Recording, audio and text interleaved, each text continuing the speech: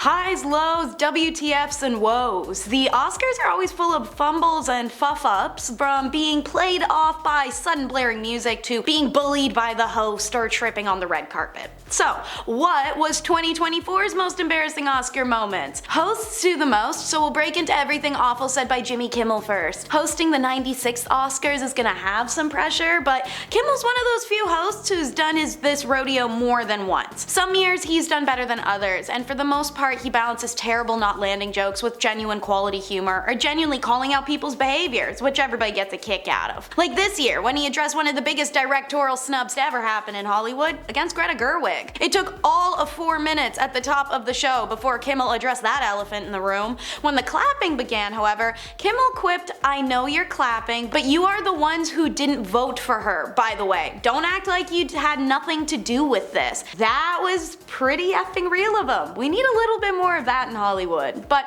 anyway, that was one of his better moments of the night. He had his embarrassing moments, like his hair-raising one, where he described The Zone of Interest as a rom-com to Germans. So when he brought up the now Oscar winner Robert Downey Jr.'s past substance addiction, the room got pretty awkwardly quiet in that "are we allowed to laugh at that and what he's saying" type of way. Congratulations to Cillian Murphy's co-star Robert Downey Jr. This is the highest point of Robert Downey Jr.'s career, Jimmy had said before adding, "well, one of the highest points." Robert was a good sport about the comment and tapped his nose as the tense laughter rang out in the room. In response to the nose tapping, Jimmy went straight up off script, as he often does during award shows, and continued to add, "was that too on the nose, or was that a substance motion you just made?" Downey then motioned to wrap it up before mouthing, "keep it going." While the interaction between them left some people wondering if it was a bit or not, it's easy to say it made a lot of folks uncomfortable and embarrassed in the moment, not knowing how Downey was feeling or responding, or how to feel or respond themselves. They didn't want a redo of that Will Smith smackdown, you know what I mean? But before we even heard from Kimmel, we first had to watch quite a few leading ladies take tumbles and falls. Kirsten Dunst was posing for photos in her elegant white square neck Gucci gown and Fred Leighton jewelry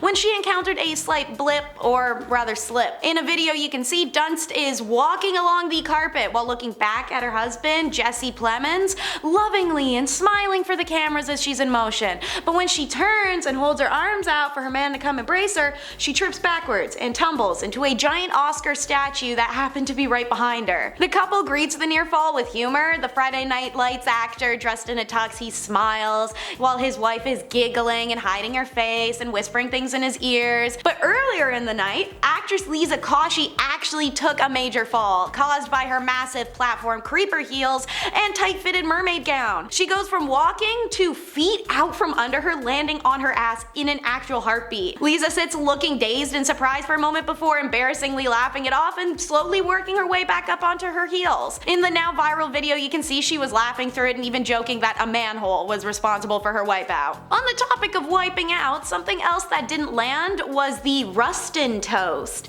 What should have been a celebration of Coleman Domingo's return as a valiant activist in Netflix, Rustin, completely transformed into what was called by many articles an Oscar spawn-con, complete with cringeworthy tequila toast with comedian Gilmore Rodriguez. As audience members raised their glasses, Rodriguez called the Oscar-nominated actor Coleman Flamingo, a joke that missed the punchline by miles. To make the moment worse, this skit was followed by a Don Julio ad complete with firecrackers and line dancing and a DJ set that a lot of people said felt tone deaf. Commercials are a good reminder for us that this is really happening live, but so is a group of celebrities accidentally crashing a live feed, which happened with Billie Eilish, Cynthia Erivo, Phineas, and Ariana Grande. They crashed a live moment and they may have accidentally broken the fourth wall with their appearance on air while doing it. It was during the president of Motion Picture Academy of Arts and Sciences, Janet Yang's speech on camera. You can see in the quick shots that the group of 5 walked out behind Janet Yang and they were frozen like deer in headlight once realizing they were directly visible on camera. When the camera next cuts away from Janet, the group must have been waved away by crew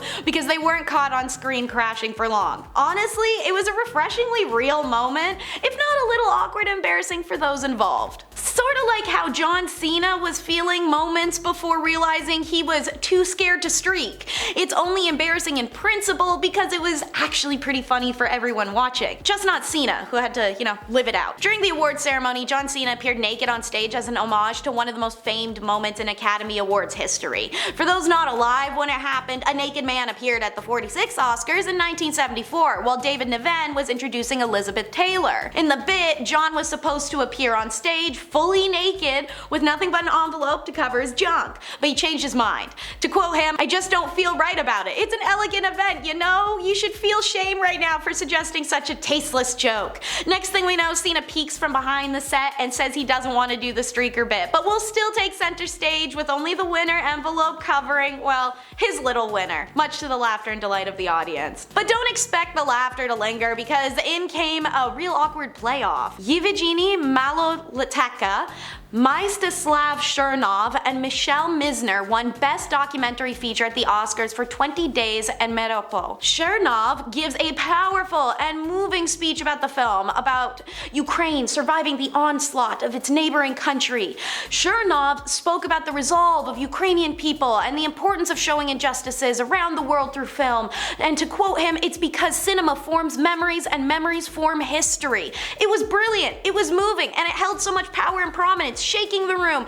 And then the orchestra kicked in to sing him out with an especially cinematic orchestra-style rendition of "I'm Just Ken." It was the most tone-deaf musical moment of the night and caused ripples of secondhand embarrassment and cringing so bad it could send you running from the room. Thankfully for this next guy, it wasn't a run Wes Anderson had to make, because homeboy simply just wasn't there, I guess. He literally no-showed his first ever Oscar win. Wes Anderson is among the most celebrated filmmakers of this generation and has been nominated for an Oscar 7 times. The 8th was The Charm, for his live-action short The Wonderful Story of Henry Sugar, but Wes probably assumed it wouldn't be the win and chose not to attend. He wasn't there to accept the award, so no speech, leaving room for host Jimmy Kimmel to congratulate the director in absentia and joke that he was otherwise engaged building a diorama out of corduroy. Or, as some of the Oscar viewers speculated on Twitter, Wes maybe was merely irritated because his feature-length picture Asteroid City was snubbed completely, but speculation arises, as does commentary from many, they'd be embarrassed or even humbled by the award happening the one time they didn't show face. Bringing it back to Kimmel putting his foot in his mouth, because like I said, there were highs and lows, and he spurred testy reactions when teasing Poor Things. Jimmy Kimmel had to hurl a few jokes at Poor Things, obviously. Emma Stone, the lead and producer of the movie that swept the Oscars, arguably a little too much, and he chose to allude to the film's numerous intercourse scenes at one point. During the ceremony, an edited montage that highlighted a number of moments throughout Poor Things as Best Picture Oscar contender played, after which the comedian commented those were the only scenes they were allowed to show on network television. The camera cuts to Emma, who seemingly turned to her husband, director Dave McCary, and mouthed something with a deadpan look that, of course, internet sleuths have speculated could be anything from "oh my god" to "what a prick" based off lip reader interpretations. But one thing's clear, she didn't seem very impressed, and it was embarrassing for Kimmel. But honestly, Al Pacino sent Kimmel packing because he had the honor of making not just one person,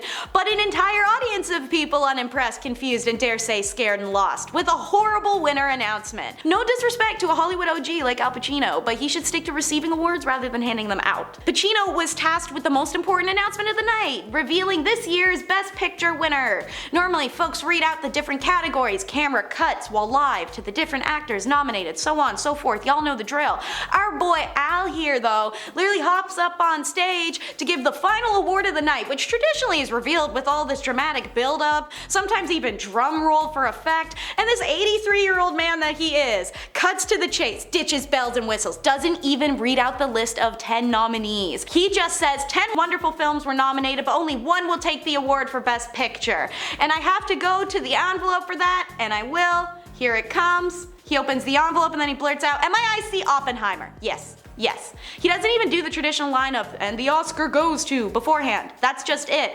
The audience is massively confused about whether Pacino had in fact just announced the winner, and it took a moment for the orchestra to kick in, for the Oppenheimer nominees to start making their way to the stage. Pacino's confusing delivery immediately sparked a wave of memes on social media as viewers joked that he was trying to wrap up the show quickly as possible. To quote, Al Pacino had a 7:30 p.m. reservation at Musso and Frank. He needed to move some things along, said one critic, Richard Roper, on Twitter, referencing the actor's role in Once Upon a Time in Hollywood. And for our last segment, Once Upon a Time in Hollywood, the Oscars chose not to make history.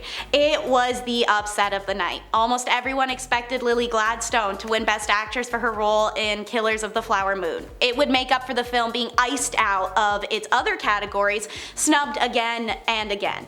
Indigenous people everywhere were huddled around TVs, phones, radios. We got to cry and watch in awe as the Osage Nation gave a performance on stage at the real-life Oscars, something almost all of us would have never imagined being able to see one day. Please remember, Indigenous song, dance, and even gatherings were illegal in North America until 1951. That was only 73 years ago. So what you saw performed on stage was a criminal offense worthy of a death penalty before then. That's why it's not just representation, it's reclamation. This was huge. Then Emma Stone's name was called out. Again. Shaken Up the Poor Things actress accepted her award and thanked her cast members, the director, her daughter, and as Stone is describing ripping her dress or losing her voice throughout her acceptance speech, it's hard not to think of what a statement it would have been made to honor Gladstone instead. Stone herself even took a moment to speak directly to the odds-on favorite of the category, Lily, saying to her as she wept, "I share this with you, I am in awe of you, it's been such an honor to do this together, I hope we get to do more together." But actresses like Emma Stone win that award every year.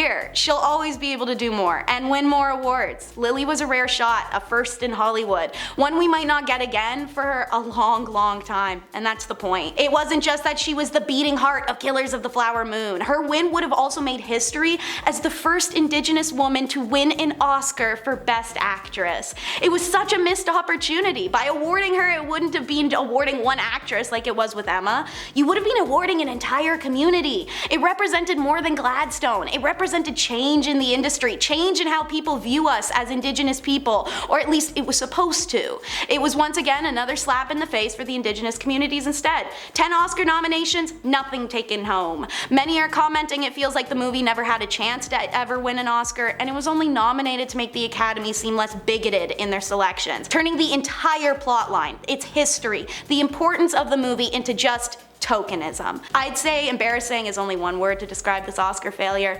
Heartbreak is another.